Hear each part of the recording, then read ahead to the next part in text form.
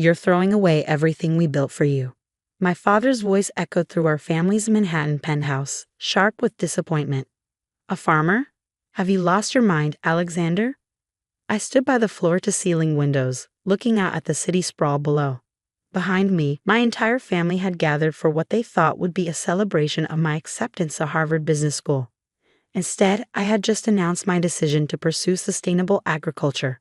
"I'm not throwing anything away," I said quietly. "I'm choosing a different path." My sister Olivia laughed from her perch on our mother's expensive Italian sofa. "Different? That's one way to put it. You want to play in the dirt while the rest of us run global corporations." The Blackwood name had been synonymous with Wall Street success for 3 generations. My grandfather had built an investment empire, my father had doubled it, and my sister was already making waves as a youngest partner at Goldman Sachs. And then there was me, the Harvard graduate who wanted to revolutionize farming. "This isn't just about farming," I tried to explain, turning to face them. "It's about developing sustainable agricultural technologies that could help solve global food security issues. I've been working on innovative hydroponic systems that cold." "Enough." My father slammed his hand on his mahogany desk. "No son of mine is going to become a farmer. Either you accept your place at Harvard Business School or you're on your own." My mother, elegant in her Channel suit, stepped forward. "Alexander, darling, be reasonable. You have a trust fund waiting for you, connections in every major financial institution. Why would you want to throw that away to grow vegetables?" I pulled out my tablet and opened the presentation I prepared. "Look at these projections. The world's population is growing, but our arable land is shrinking. Traditional farming methods won't be enough. My hydroponic systems could revolutionize urban agriculture. We could grow food anywhere, using 90% less water, producing higher yields." "Oh, stop it with your plants and water systems," Olivia interrupted, rolling her eyes.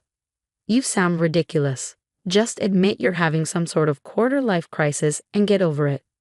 My father stood up, straightening his custom-made suit.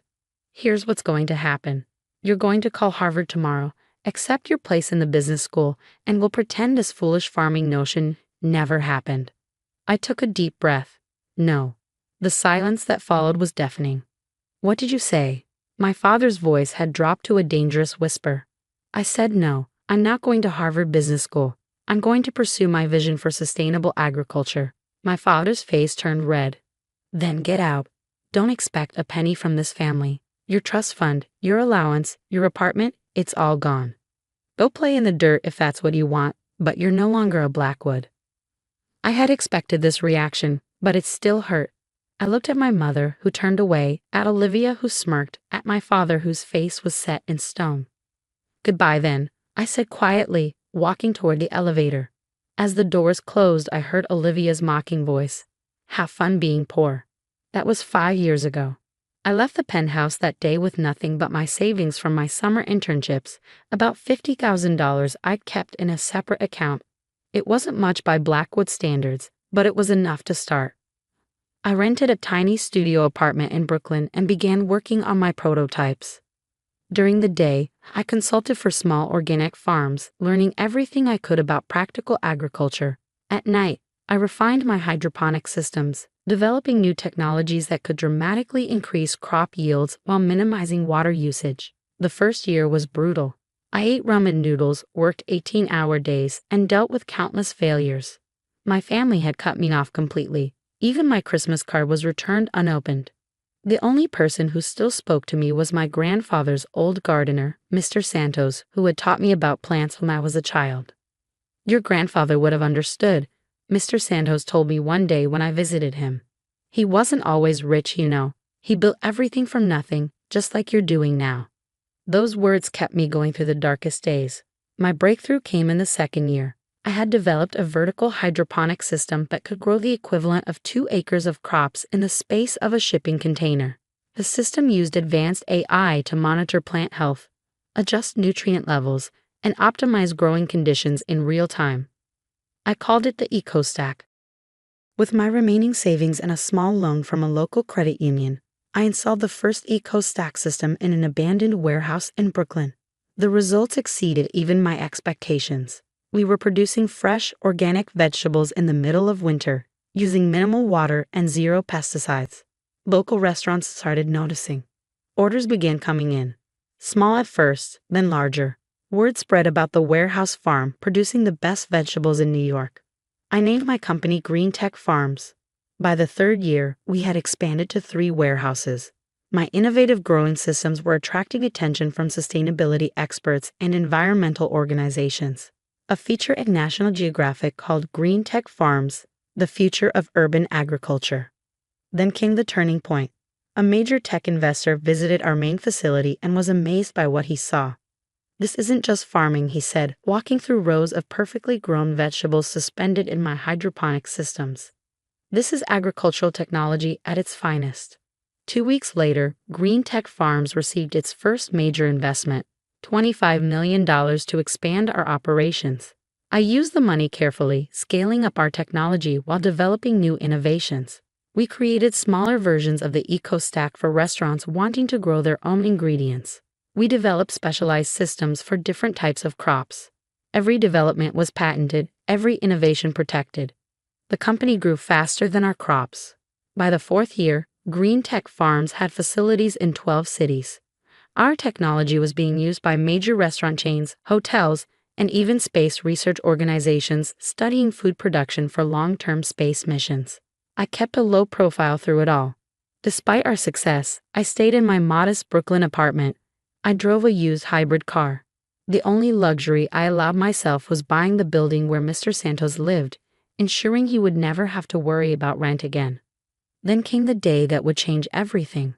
I was in our main research facility, testing a new hydroponic system designed for arid environments when my assistant rushed in. "Mr. Blackwood," she said, her face urgent, "you need to see this." She handed me her tablet, displaying the morning's financial news. The headline made my heart stop. "Blackwood Investment Group faces bankruptcy amid massive agricultural investment losses." I quickly scanned the article. My family's company had invested heavily in traditional industrial farming operations, ignoring the growing shift towards sustainable agriculture. Now, with new environmental regulations and changing consumer preferences, those investments were turning toxic. "There's more," my assistant said, swiping to another article. "Your sister's firm is distancing itself from her." Apparently, she was the one who pushed for these investments. I set down the tablet, memories flooding back. All those times they had mocked my interest in sustainable farming, called it a foolish dream. Now their old-school approach to agriculture was destroying everything they had built. My phone buzzed, a number I hadn't seen in 5 years. "Mother." "Alexander." Her voice had lost its usual polish. "We need to talk." I agreed to meet them at my main facility rather than their penthouse. Let them come to my world this time. They arrived the next morning. Father, mother, and Olivia, all looking distinctly uncomfortable as they were led through our hyper-modern growing facilities. Their designer clothes seemed out of place among the vertical gardens and humming hydroponic systems. I met them in my office, a simple space with a wall of living plants and a view of our experimental growing area. No mahogany desk, no expensive art pieces, just clean functionality and thriving greenery. "Nice place," my mother managed, though I could tell the industrial setting disturbed her. My father got straight to the point. "We've had some setbacks. Your sister tells me your company has become quite successful in agricultural technology." Olivia, who had been examining my office with barely concealed disdain, snorted. "Successful is an understatement. Green Tech Farms is worth more than our entire agricultural portfolio now." I leaned back in my chair. "Yes, I know. $890 million at last valuation. We're expanding into Europe and Asia next month." The silence that followed was heavy with realization. The son they had disowned for being a simple farmer now ran a company worth nearly $1 billion. "Why didn't you tell us?" my mother asked softly. "Would it have mattered?" I replied. 5 years ago, you made it very clear that unless I followed your prescribed path, I wasn't part of the family." My father shifted uncomfortably. "We may have been hasty in our judgment." "Hasty?" I stood up and walked to the window. "You threw me out, cut me off completely. Didn't even bother to find out what I was building here." I pressed a button, and the blinds opened fully, revealing the vast expanse of our research facility. Acres of vertical farms stretched out before us. producing more food in this one building than a traditional farm 20 times its size. This is the future of agriculture, I said, gesturing to the view. While you were investing in industrial farming operations that destroy the soil and waste water, we were developing systems that can grow food anywhere, sustainably, with minimal environmental impact. Olivia stepped forward. That's actually why we're here. We need a bailout? I finished for her. You want me to rescue the family company from the crisis you created? She had the grace to look embarrassed. We're prepared to offer you a fair deal. Your company would absorb our agricultural division, and in return. No, the word came out sharp and final. No, my father's face reddened. You let your family's company collapse? I turned to face them fully. The Blackwood Investment Group isn't my family's company. You made that very clear 5 years ago. Green Tech Farms is my company, built without your money, your connections, or your support. But we're family, my mother pleaded. Family? I laughed softly. Family supports each other. Family believes in each other. Family doesn't disown someone for following their dreams. I walked to my desk and pressed the intercom. Sarah, please bring in the reports. My assistant entered with a stack of folders, distributing them to my stunned family members. These are detailed analyses of your agricultural investments, I explained. As you'll see, most of them are unsustainable, both environmentally and financially. However, I paused, letting the moment stretch. I'm willing to help. Their heads snapped up simultaneously. Not with a bailout, I continued. But I'll offer this. Green Tech Farms will selectively acquire the viable properties from your agricultural portfolio at fair market value. We'll transform them into sustainable operations using our technology. This will give you enough capital to restructure the rest of your business, provided you make some major changes. What kind of changes? My father asked worriedly. First, Olivia steps down from any involvement in agricultural investments. Second, you commit to environmental sustainability in all future investments. And third, I smiled slightly, you establish a foundation to support young entrepreneurs focusing on sustainable technologies, especially those whose families don't believe in their vision. My father started to protest, but Olivia cut him off. We accept. Everyone looked at her in surprise. He's right, she said quietly. We were wrong. All of us. We were so convinced we knew everything about success that we couldn't see the world changing around us. While we were clinging to the old ways, Alexander was building the future. My mother wiped away a tear. We're so sorry, Alexander. We should have believed in you. I'm not looking for apologies, I said firmly. I'm looking for change. Real change, not just words.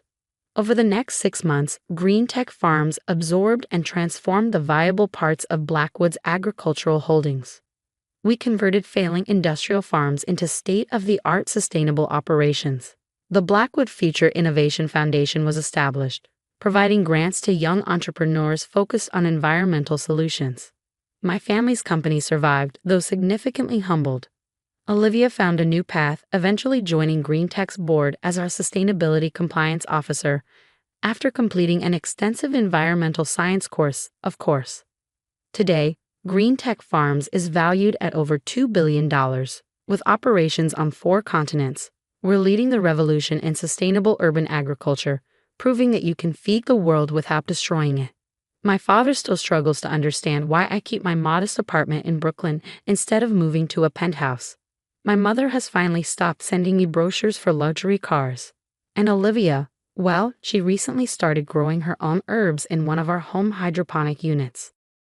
Last week, I visited Mr. Santos in the building I'd bought for him. He was tending to his rooftop garden, which now features one of our smaller eco-stack systems.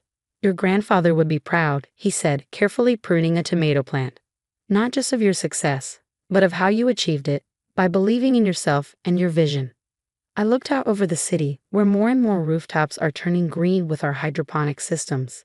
Sometimes the best revenge isn't proving your critics wrong, it's proving yourself right while making the world a better place. Yesterday, I received an invitation to speak at Harvard Business School. They want me to give a lecture on sustainable business innovation. I couldn't help but smile at the irony. I'm going to Harvard after all, just not in the way my family had planned. I'm having the lecture recorded and distributed to every aspiring entrepreneur who's been told their dreams are worthless. Because sometimes the simple farmer knows more about the future than all the Wall Street experts combined.